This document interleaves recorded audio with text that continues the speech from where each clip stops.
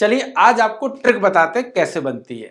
मान लीजिएगा किसी ने कहा कि क्या हम सम संख्याओं को, लगातार आने वाली सम संख्याओं को जोड़ सकते हैं, शुरुआत की। तो उसने कहा ठीक है ट्राई करते हैं। 2 + 4 + 6, 6 4 10 11 12। किसी ने कहा इसका 12 आ रहा है, 6 दूनी 12। बहुत खुशी की बात है, वाह, कुछ ना कुछ आने के चांस हैं। तो चलो इसको छोटा करके देखते। 4 और 5 6, 4 दूनी 8। उसका दिमाग का दही हो गया होगा, उसने कहा ये ट्रिक तो भैया काम कर ही नहीं रही। उसने कहा छोड़ो, अब ये ट्रिक काम नहीं की। देखो वो रात भर यही कर रहा था, पूरी रात दिन जो भी उसने टाइम लगाया। अब उसने कहा कि ठीक है कोई दूसरी ट्रिक देखते हैं, ये तो काम कर ही नहीं रही है। अब क्या हम बीच वाला नंबर 4 5 6, इसके बीच में आता है 3, तो क्या 3 दूनी 6 लिख दें? ठीक है भाई ये तो आ गया। अच्छा इसको देखते हैं, 2 4, अगर इसका अंक कौन सा है? 4, 4 दूनी 8 आ रहा। नहीं भाई ये भी नहीं होगा।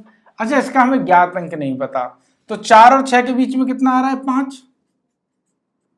नहीं भाई ये भी काम नहीं कर रहा, यानी कि इन दोनों के बीच में, इन दोनों के बीच की संख्या का अगर दोगुना करते हैं तब भी नहीं आ रहा है। ठीक है, इसमें एक में आ रहा है, दूसरे में नहीं आ रहा है। अच्छा ये जो संख्या है 3 का दुगना तो वैसे ही 6 हो जाएगा जाके, और जो 2 ही अंक है, अगर 3 अंक है तो भाई इन तीनों को जोड़ने के बाद आधा तो वैसे ही 6 होगा जाके। तो ये तो भाई ट्रिक हमेशा काम करेगी, लेकिन ये तो 2 अंकों में है ना, 3 अंकों में थोड़ी नहीं, आधे का तो वैसे ही दुगना होगा जाके।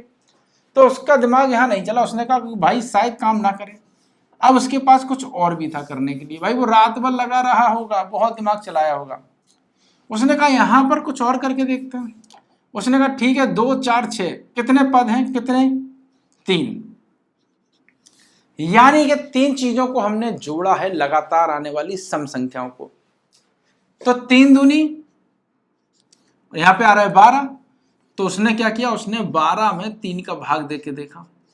यानी कि 3 अंक हैं, इसका अगर 4 में गुणा कर दिया तो 3 चौको 12 आ गया। ये तो उसे समझ में आ गया। उसने कहा चलो आगे देखते हैं। 2 + 4 = 6। अंक वो कितने हैं? पद कितने हैं? 1 और 2। 2 इंटू आगे वाली संख्या 3, 2 3 6। अब उसे एक चीज समझ में आ रही है कि यार ये तो काम कर रहा है। अच्छा चलो फिर हम थोड़ा और बढ़ा के करते हैं, क्योंकि अभी ऐसे विश्वास थोड़ी करेंगे। उसने बहुत किया होगा भाई, रात भर उसने इतना ही नहीं किया होगा। 4 5 6 6 12 6 18 19 20। क्या हुआ? सम संख्या है 2 2 4 2 3 6 2 चौक 8, आगे 10 होगी, तो 20 के बाद 30 हो जाएगा जाके। ठीक है, अगर इसमें हम आगे वाली संख्या जोड़ते हैं तो ये 30 हो जाएगा जाके, हो जाएगा जाके। तो 1 2 3 4, तो 4, और वो आगे वाली संख्या में गुणा कर रहा था, 3 चौको 12 2 3 6, तो 4 5 20, यानी 4 अंक। 4 के बाद अगली संख्या 4 5 20।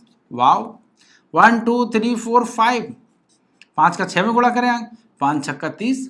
यहीं से एक ट्रिक आ गई कि अगर उस मतलब सारे अगर हमने पद गिन लिए, कितने पदों का मतलब सम संख्या है जिसको कि हम n से संबोधित करते हैं, ठीक है, छोटे वाले n से, यानी कि हमें नहीं पता वो कितने अंक, कितने पदों तक जुड़ी है, ठीक है, कहां तक जुड़े हैं, वो कितनी संख्याएं हैं, ठीक है, लगातार। तो लगातार जितनी भी सम संख्याएं हैं उन सबको जोड़ने का उसे एक रूल समझ में आ गया। क्या उसके हम पद गिन लें कितने पद हैं और उसका अगली वाली संख्या में गुणा कर दें। 5 6 30। अब चूंकि ये तो ठीक है, 5 क्या है? 5 हमारे पास n है, यानी वो संख्या जितनी बार लिखी गई है, ठीक है, n तो हमारे पास है, लेकिन हम 6 को क्या लिख सकते हैं? n के लिए तो कुछ है ही नहीं 6 के लिए लिखने के लिए। तो 6 का मतलब क्या है? अगली वाली संख्या n + 1, यानी कि n का हमने अगर n + 1 में गुणा कर दिया तो हमारी संख्या सम प्राकृतिक संख्याओं का, ठीक है, या प्राकृतिक संख्याओं का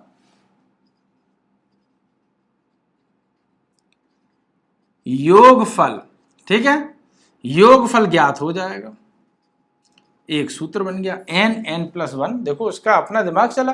n मतलब कि कोई भी संख्या हो सकती है जो निश्चित नहीं है। एक वो 2 से ले मतलब 50 पदों की, एक मतलब 2 4 6 8 10 12 14 16 18 20, इन सबको जोड़ना है। तो सम संख्याओं के लिए क्या रूल निकल के आया? n + 1, यानी n तो हमारे पास 5 है, यानी कि वो पद हैं, तो 5 पद हैं, और n+1 यानी कि जो 6 है, यानी n+1 यानी कि एक बढ़ाकर संख्या, तो उसने n+1 क्यों लिखा कि जो n है वो तो है ही, n+1 यानी कि उससे आगे वाली संख्या, तो n+1 ही तो लिखेंगे ना, 10 से आगे वाली संख्या तो 10 है n, तो 10+1 यानी कि 11, तो 11। तो आपको कुछ नहीं करना, आपको उस संख्या का अगली संख्या में, उसके पद गिन लो कितने पदों में, उसका अगली संख्या में गुणा कर दो, दैट्स इट, आंसर आ जाएगा। लेकिन ये लिखने का तरीका ये है कि इससे आप समझ सकें कि हमने ये कैसे समझा, कैसे निकाला। अब ये किसी में भी लागू हो सकता है, इसीलिए n+1 को लगा दिया गया। मतलब कोई भी संख्या शुरुआत की प्रथम, ये प्रथम क्यों रखी गई है, क्योंकि अगर ये हम 6 से चालू करते, 6 + 8 + 10, तो 3 ही तो हुए जाके। अब 6 6 12 13 14 10 24 और 3 × 4 3 चौको 12,